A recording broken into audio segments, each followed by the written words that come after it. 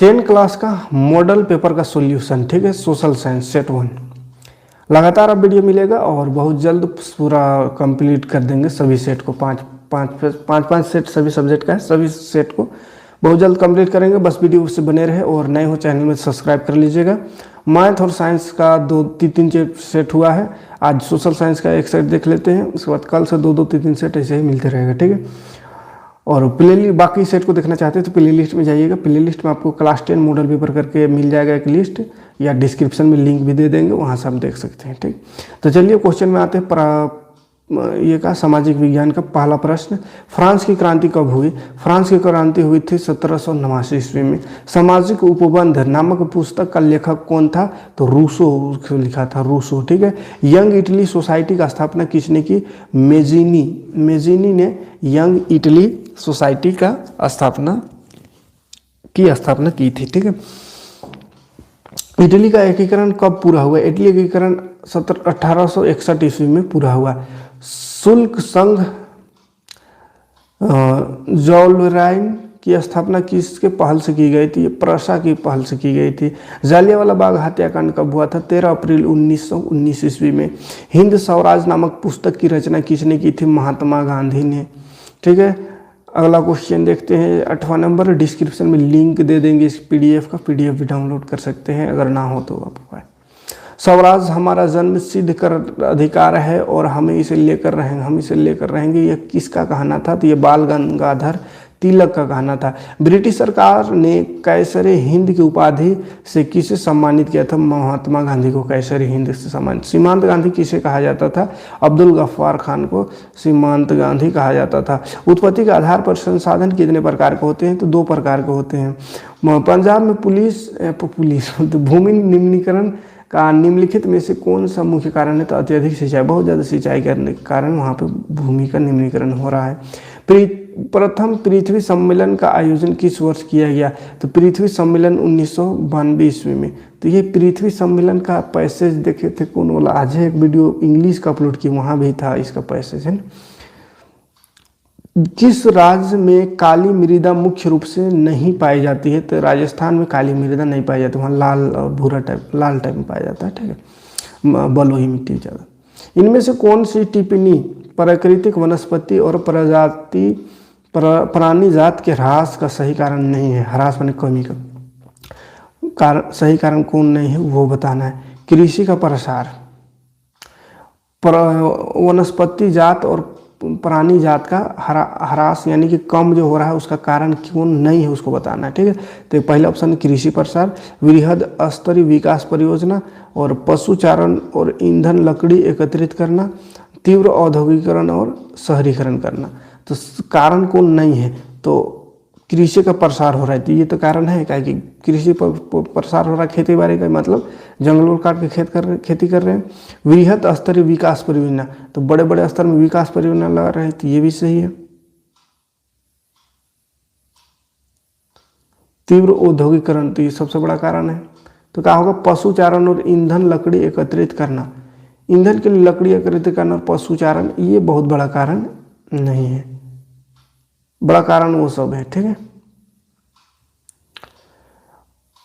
बाघ परियोजना का शुरुआत कब हुई? तो 1973 में बाघ परियोजना। अंतर्राष्ट्रीय प्राकृतिक संरक्षण और प्राकृतिक संसाधन संरक्षण संघ के द्वारा विभाजन में किस श्रेणी को रखा गया है? तो इनमें से सभी होगा, संकटग्रस्त जातियों को, दुर्लभ जातियों को और लुप्त जातियों को, सभी को रखा गया है उसमें।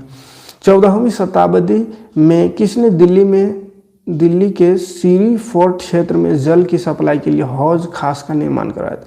तो हौज खास का निर्माण कौन करवाया था? चंद्रगुप्त वो नहीं करवाया था, इल्तुतमिश भी नहीं करवाया था, कुतुबुद्दीन भी नहीं, अशोक भी नहीं, एक लोग करवा भी नहीं गया था। जो करवाया था उसका ऑप्शन ही नहीं, तो इसको देख लीजिएगा, ये क्वेश्चन में गलत है। निम्नलिखित में कौन सा वक्तव्य बहुउद्देश्य नदी परियोजनाओं के पक्ष में दिया गया तर्क नहीं है? तो लास्ट वाला, बहुउद्देश्य परियोजनाएं हमारे उद्योग और घरों के लिए विद्युत पैदा करती है। ये तर्क सही नहीं। सरदार सरोवर बांध किस नदी में थी? तो नर्मदा नदी में, पता होगा। सामान्यतः किसी देश का विकास किस आधार पर निर्धारित किया जा सकता है? तो प्रति व्यक्ति आय पर, औसत साक्षरता दर और लोगों की स्वास्थ्य स्थिति, सभी जरूरी है देश के विकास के लिए, तो सभी ऑप्शन इसका सही होगा। मान लीजिए कि किसी देश में 4 परिवार हैं, इन परिवार में प्रति व्यक्ति आय 5,000 है, मतलब हर व्यक्ति को 5,000 आय है। अगर 3 परिवार के आय क्रमशः 4 है, 1000 है, 7,000 और 3,000 है, तो चौथे परिवार की आय क्या होगी? अच्छा, प्रति व्यक्ति आय 5,000 बता रहा है, मतलब औसत आय है। तो 4 गो परिवार है, जिसमें से 3 गो परिवार का आय दिया हुआ है, तो चौथा का कितना होगा? तो प्रति व्यक्ति अगर 5,000 है तो 4 व्यक्ति में कितना होना चाहिए? 5 चौके 20,000 होना चाहिए आय। तो अब देखिए तीनों को जोड़ेंगे तो 7,000 और 3,000, 10,000 और 4, 14,000 हुआ, और 20,000 होने चाहिए। तो 14 में 6,000 घट रहा है, यानी एक ठोका 6,000 होगा, तो 6,000 आंसर होगा, घ नंबर ऑप्शन। मानव विकास रिपोर्ट देशों की तुलना किस आधार पर करती है?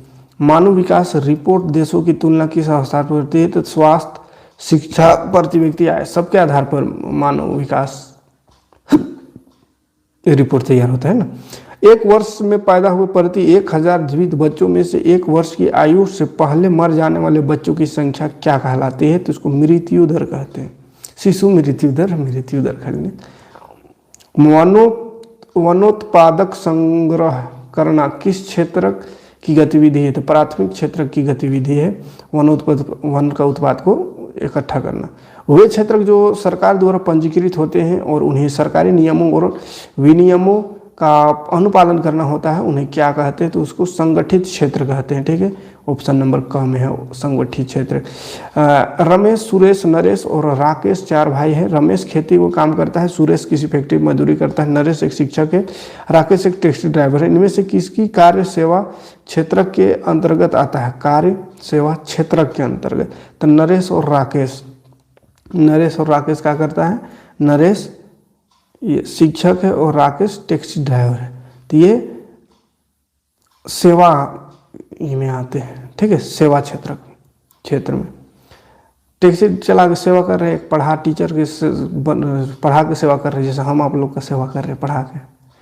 रोहन एक अकुशल बेरोजगार युवक है। वह रोजगार की गारंटी देने वाली सरकारी योजना मनरेगा के तहत अपना पंजीयन करवाता है। रोहन को वर्ष में कितने दिनों की रोजगार की गारंटी मिलती है? तो 100 दिन का, 100 दिन का रोजगार की गारंटी उसको मिलती है रोजगार कार्ड बनाने से।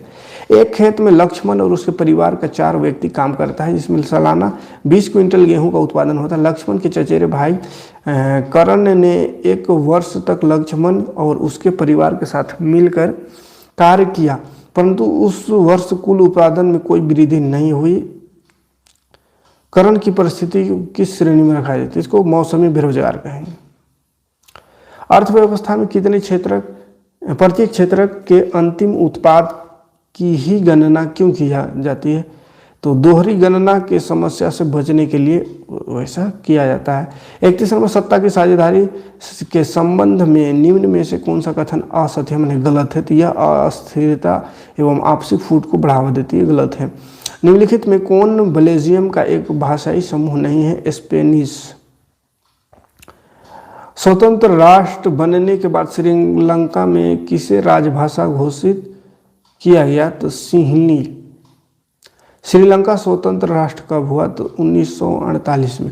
निम्नलिखित में कौन संघवाद की एक विशेषता नहीं है? संघवाद की विशेषता विभिन्न स्तरों की सरकारों की अधिकार क्षेत्र संविधान में स्पष्ट रूप से वर्णित नहीं होते हैं, ये संघवाद की विशेषता नहीं है। निम्न में कौन भारत के अनुसूचित भाषा के रूप में शामिल नहीं है? भारत के अनुसूचित भाषा के रूप में शामिल नहीं है कौन? अरबी शामिल नहीं है, बाकी शामिल। निम्न में कौन सुमेलित नहीं है? स्थानीय सरकार, अवशिष्ट अधिकार। भारत में विकेंद्रीकरण के संबंध में कौन सत्य है? इसका वो वास्तविक विकेंद्रीकरण की दिशा में एक बड़ा कदम 1992 में उठाया गया, ये सत्य है। निम्न में कौन सुमेलित नहीं है, यानी कौन नहीं है? तो दबाव समूह राजनीति के सीधे भाग लेता है, ये सम्मिलित नहीं है। निम्न में कौन सम्मिलित नहीं है? फिर से बोलना है, बताना है। खाद्य विक्रेताओं का संघ दबाव समूह है, तो ये सम्मिलित नहीं है। ठीक है, तो ये रहा इसका आंसर 40 का। उम्मीद है समझ में आया होगा। समझ में आया होगा तो लाइक और कमेंट जरूर कीजिएगा, और बाकी वीडियो देखने के लिए डिस्क्रिप्शन में लिंक में जाइए या आप चैनल के प्लेलिस्ट में जाइए, प्लेलिस्ट में आपको सारा वीडियो मिल जाएगा, सारा सेट मिल जाएगा। ठीक, तो मिलते हैं नेक्स्ट वीडियो में नेक्स्ट कोई सेट लेकर के। Thanks for watching.